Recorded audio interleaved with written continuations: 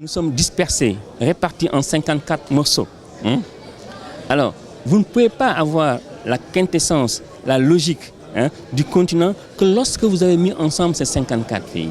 Au nord, nous sommes limités par le parallèle 40. Au sud, on est limité par le parallèle 40. Donc, entre ces deux parallèles, nous sommes exactement au milieu du monde. Ça veut dire que non seulement nous allons produire toutes les plantes du monde, mais 2 fois dans l'année. Alors, pourquoi avons-nous faim en Afrique? Pendant que le potentiel de production, aucun pays au monde n'a les dispositions que nous avons en Afrique. Regardez, la Chine est la première puissance agricole mondiale.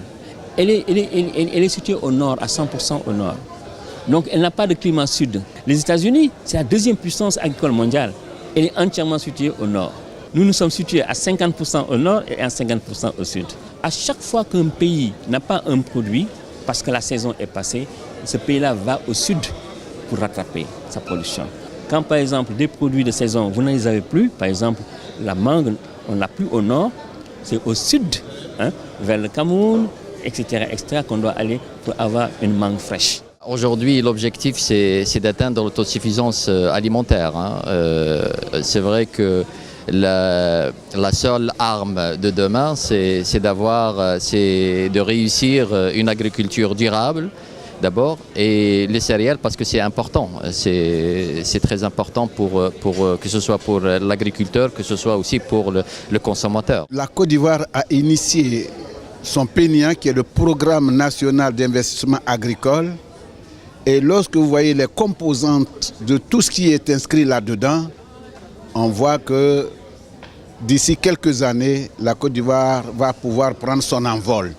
Pour l'agriculture verte, il faut de l'eau, il faut de la mécanisation pour que l'agriculture verte soit le leitmotiv, soit pour la Côte d'Ivoire une façon de nous développer. Il faut pouvoir valoriser le savoir-faire culturel des femmes africaines. Et il faut valoriser nos produits alimentaires locaux par la transformation et la conservation de ces produits-là. Nous avons commencé ce projet-là par les céréales et nous allons nous étendre vers d'autres spéculations telles que l'igname, on va faire la farine d'igname, telle que la banane, on va faire la farine de banane.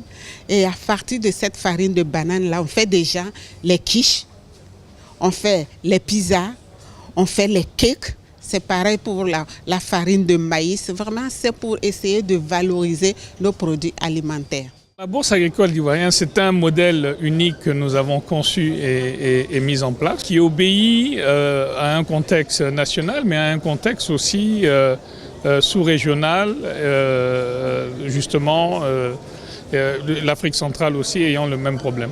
Et ça va permettre, je dirais, de soutenir les petits et moyens producteurs surtout, parce que les gros producteurs ont leurs canaux et leurs possibilités de financement et n'ont pas besoin, maîtrisent eux-mêmes la chaîne des valeurs.